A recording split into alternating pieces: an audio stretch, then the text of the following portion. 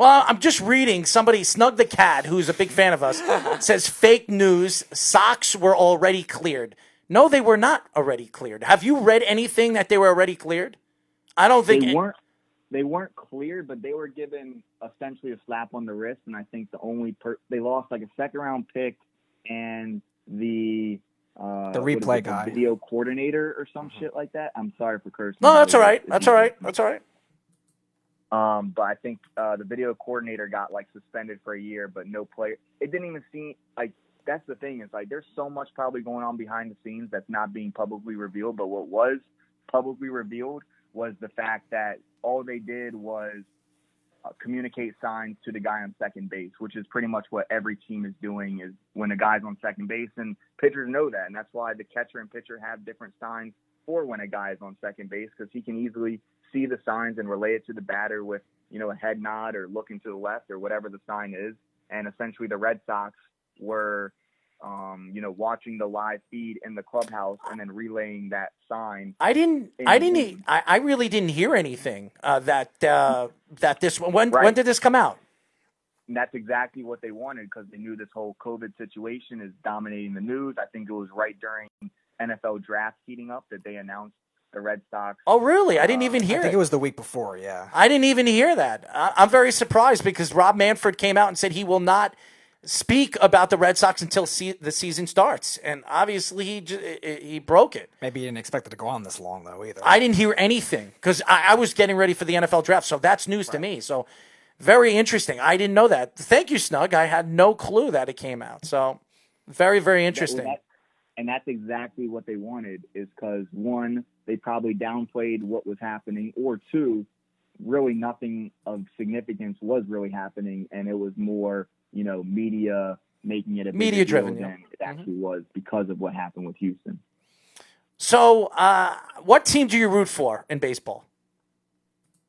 So I grew up rooting for various teams in baseball. It was the Red Sox, but now with I'm doing, I kind of have to focus on the bigger picture, and my credibility, reputation, and everything like that is, completely dependent on my ability to predict the champion for that year. So, for example, in baseball last year was my first year doing it. I had the Yankees winning the World Series. I think there's a little asterisk on that, with the buzzers situation and everything. But football, I had the Chiefs. They ended up going on and winning the Super Bowl. So that's pretty much who I root for now, is who I think is going to win the championship. And then to probably answer your follow-up question, I did have the Dodgers winning the championship this year, and I was going to go all blue, fully on the Bellinger and Kershaw finally getting over the hump train. But now this whole thing has just caused, a whole nother level of unknown question marks. So we'll see how it plays out. So you're a Red Sox fan. That's what you are. You're a Red Sox fan.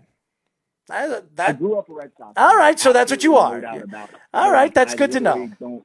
That's good to know. I don't care about the Red Sox anymore. Like it would be not of my interest. Like it would hurt me if I were to, continue to look up Red Sox blogs and, do all those things that I used to do as a Red Sox fan. And now, honestly, I'm more of a fan of the overall game itself and how all these teams are figuring out a way to win the big one. Interesting. You like mixed martial arts? So I like what? Do you like mixed martial arts? MMA? MMA? Yeah. I like watching it. I can't act like I follow it or know like who's good and who's not, but like I obviously know like the bigger names. I wanted to ask you what you think about the UFC 249 being held this week with Gaethje and Ferguson, and how ridiculous and stupid Dana White is for doing this and putting on a card that's just absolutely ridiculous, and he's trying to sell a product that's absolute garbage, not only in the sports world but in the world of MMA. So that was my question to you, but obviously... Right, so with that question, I'll actually take it in another direction and say I think Dana White's a genius for putting on any sport event right now because the world needs it. We need some sports. You need that garbage? Hitting another guy right in the face. Oh, yes. Multiple times. What a genius. I don't care if it's, a great card, a not a good card. Like I said, I'm a casual MMA fan. I'm sure over half of their audience during pay-per-views is casual fighting fans, And right now, we just want to see competition. We want to see action. So I actually commend Dana White for finding a way, buying an island, whatever he's doing to make this happen. Because no matter who he puts on the card, there's going to be more people watching that than they're probably going to watch any other MMA event that they would have. Rob, I was a fan of yours. Forget trivia. This is all you guys will be arguing about. I was a fan of yours until you mentioned and you gave your blessing to Dana White. So now, let me ask you this then. Yes. So you rather sports have no event other than these Michael Jordan documentaries from the 1990s than a garbage card? Yes. I don't want to watch a garbage card because to me, what they've been putting out even before COVID-19 has been garbage. So I understand what you're saying. You're commending him for putting out a sport, but I'm commending him to just stay away and let sports fall together, fall into place. You being the first sport, and that's what he's trying to do. He's trying to be the centerfold of what sports should be, and everybody should follow what Dana's doing. Play sports. Yeah, don't worry about sports COVID-19. Give us sports back. Oh, He's stop the it. Innovator. I don't know. I think he has a lot less risk, obviously, or MMA, I should say, has a lot less risk than, any of these team sports that need 60-plus people in the ballpark arena, whatever it is. So, I mean, it's not even like, oh, just because MMA is back means we can be back. But, yeah, I mean, like you said, he could be the example set for sports coming back. And why would any sports fan, not be in favor of that?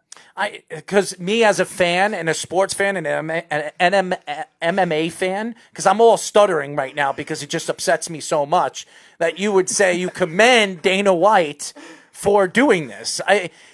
Listen, I think the guy has been a genius for the sport and building the sport to a world-renowned sport around the world. And he understands how to brand a product. Here's the problem that he doesn't understand. The product has gotten very dry in the last 3 or 4 years.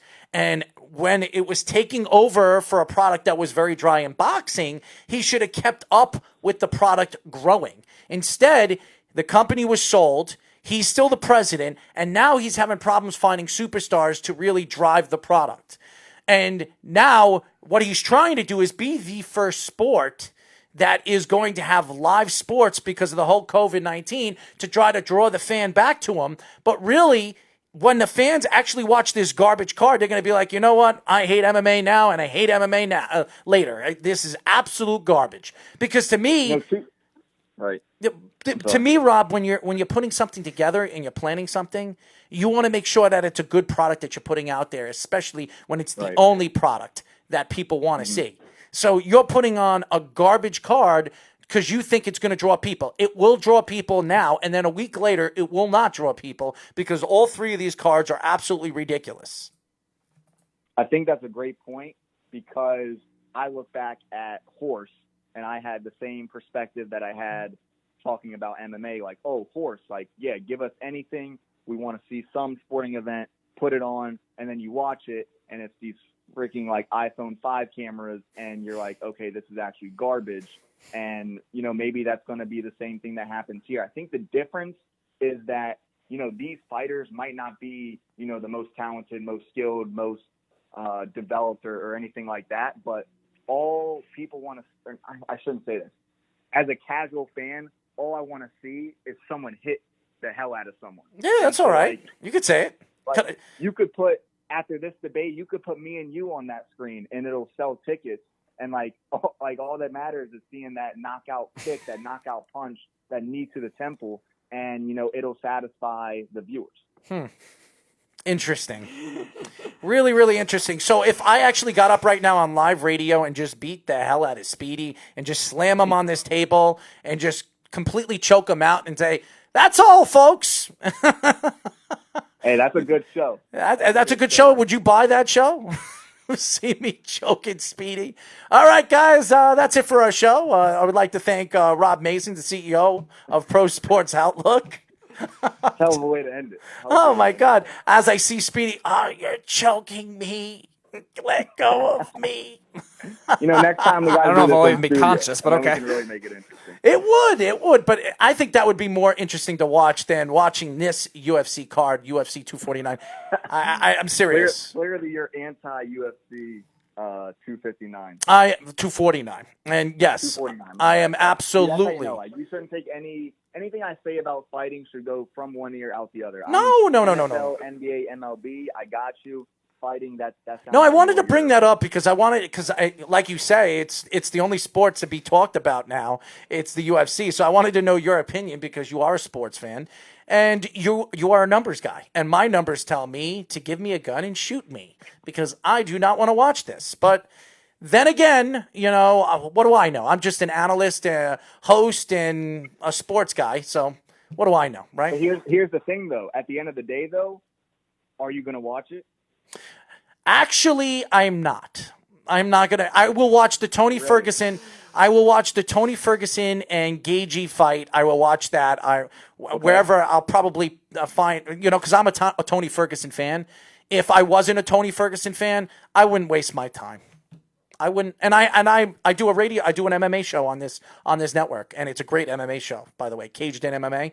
I can't sit and watch a bunch of garbage. I really can't.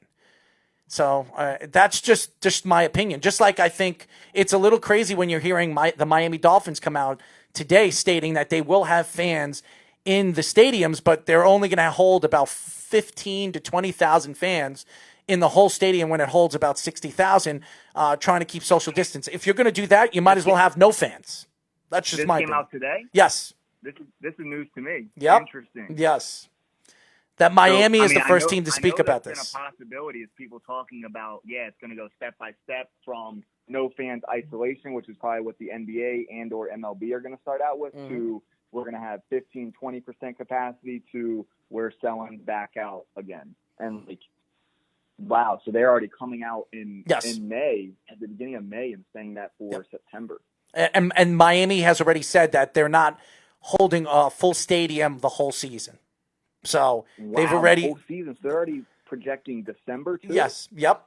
They said they will not. They're only going to hold a quarter that will fill the stadium. That's it. That would be easier for the Marlins. Between 15 and 20,000 people. More, knowledgeable people about the situation than what I'm reading. But I feel like this is just such a, unique circumstance that no one knows what to expect. No one knows how long this is going to play out. So to already, be accounting for December, I think it's pretty bold. That's a bold statement to make. It's crazy because I was listening to it on the radio show today, and I was like, where is this coming out? Miami was the first team to speak out that if there's a season, they're only going to have their stadium holds 55,000 people. They're only going to hold between 15 and 20,000 for the whole season in Miami. So the fact that they're coming out and saying that now, it's not a lie. And I believe they're going to be the first team to trend it. And I think a lot of teams are going to have to follow through with it because with everything that's going on with COVID-19, you don't know if there's going to be a serum or a way to stop this right now. And even though a lot of people think that they might have a serum by September, I beg to differ. I don't think you're going to have something until next year in April or May. I think we're going to have a lot of problems because already LA, the organization, all the organizations and the governor of LA has already said that there are no sporting or music events that are going to be held in LA for the rest of the year. They're canceling them. Right. So if the Lakers and the Clippers actually have a season to come back to, they're not going to be playing in LA. Well, I think what he meant by that, or what has been taken out of context, is he means no fans are going to be watching these teams play. They can go play at the Staples Center. Right. You just won't be able to go in the Staples Center and watch them play. You can still watch them on TV. We don't even know if that's going to be realistic. Is if I think the most realistic scenario is the whole bubble situation in Vegas or Orlando or whatever the case may be. But if they even end up doing still home road games, I don't think. I think anyone who is expecting to go watch a game in 2020 should probably have very, very strong reservations about that being a reality.